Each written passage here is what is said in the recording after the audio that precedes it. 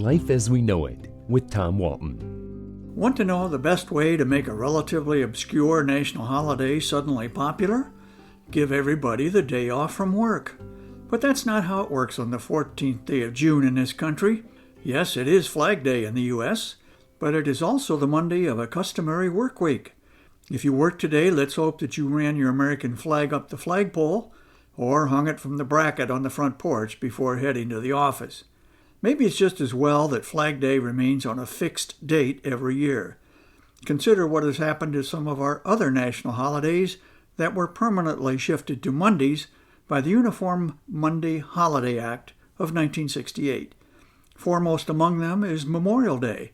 For several decades, Memorial Day was officially observed on May 30, which of course meant the day of the week floated around. Tuesday one year, Wednesday the next. That changed when the 1968 law was passed, and it was done with open recognition of the reason, to give federal employees a nice 3-day weekend.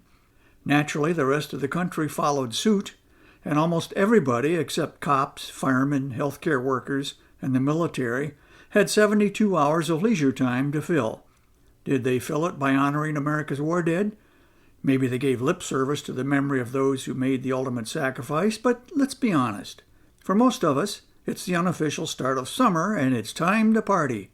Similarly, the 1968 law took the birthdays of George Washington, February 22nd, and Abraham Lincoln, February 12th, and merged them into a national holiday called President's Day, and assigned it to the third Monday in February. Again, a nice 3-day weekend for federal employees. Another example, Columbus Day, which prior to 1968 was observed on October 12th, was moved to the second Monday of October regardless of the date.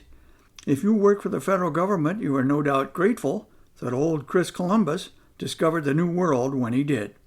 Flag Day has been left alone, however, and I think that's a good thing, even though too few of us pay it any attention.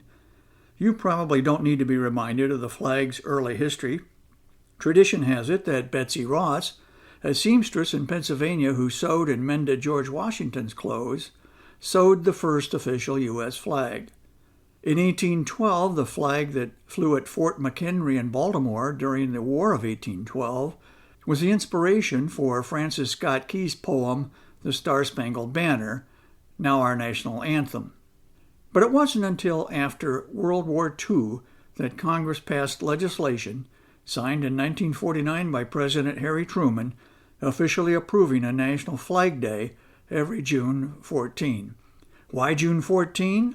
The date commemorates the adoption of the flag of the United States on June 14, 1777, by resolution of the Second Continental Congress.